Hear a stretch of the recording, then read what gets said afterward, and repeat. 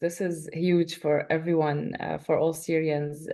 Like I still have butterflies in my stomach just thinking about it. The last few days have been wild and intense, and we've been glued to the TV just watching the news unfold like everyone else.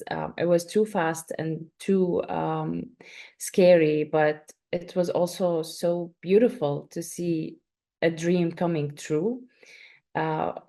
For all those decades we've been waiting for this moment. And I think at first it was we were skeptic, we were scared of this new change, but then once we've seen a lot of assurances that things are going into the right direction, we started letting ourselves be happy and enjoy that this is not a dream, this is something that's happening, and that there is finally a possibility to go back home, and which is people are already like going back home.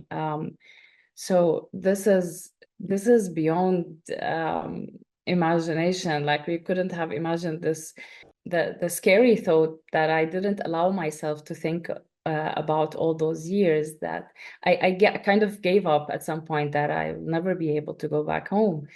But yes, since the news have erupted and like the regime has fallen, this became a possibility, and we're just waiting for things to get clearer and to get more assurance that we can actually go. Definitely, we're going to visit as soon as possible. I don't know about the long-term plans, if we're going to return there for good or not. But yeah, definitely, I can't wait to visit. I haven't been in Syria since 2012, December. And I look forward to that moment when I open the door of my house there and show my kid. I have a 7 years old boy who keeps referring to Syria as your country. He calls it my country. It's like he doesn't relate to Syria. He's never seen it. He doesn't know anything about it. And I always shielded him from that dark past. He's convinced he's Irish because he was born in Ireland, and he keeps showing me his Irish passport. And yeah, now he's excited about it, and he wants to see Syria, and he wants to see my home and my college and my friends in Syria. So we definitely look forward to visit as soon as possible.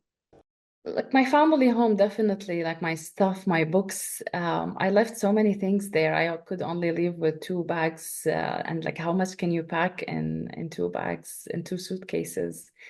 There's a lot of um, like we left our memories, we left parts of ourselves there, and reuniting with friends, just sitting there, just sitting together and laughing and joking like old times, catching up. We've been scattered all around the world, so I keep imagining this image of me and my friends just sitting and laughing and talking like there has been no war, like we've never separated or scattered, and meeting with also like our kids, getting them to meet each other. And it would be funny because now many of the Syrians who left Syria have learned another language. Arabic sounds like a second language for them.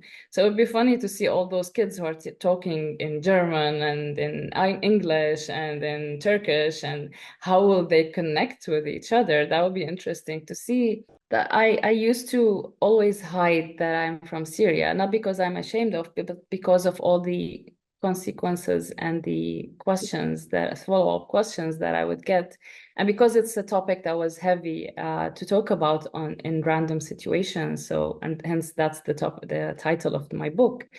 But now this suddenly had changed overnight, and I want to talk about home, and I'm proud that I'm from Syria. This negative label and stereotype that followed us for the past decade, that we are refugees, that we are displaced, that people should be sorry for us or should be worried from us, that all has gone overnight. Like we are free and happy and proud, and it's so good to say that I'm from Syria now. It was a shock. Like I was sitting on the couch just trying to process that we can finally go home and visit home, that this is actually happening. I kept reading that breaking news line in red saying that the Syrian regime has fallen, and it just took me several minutes to absorb this, that this has actually happened. This is the line that we've been waiting for 12 or 13 years to happen. And it didn't have to take that long. That time wasted, the souls that were lost in that time. But yeah, it was a joy. So it was early in the morning. So once the sun was out, we went out with friends and we had breakfast, and we were dressing in green, which is the color now of the new Syria. Everyone's dressing green, which ironically I like because it's also the Irish color. So it feels relatable now. And yeah, we were dressed in green. We went out. I think we were the loudest table in the restaurant having breakfast, but we couldn't stop talking and analyzing and processing everything.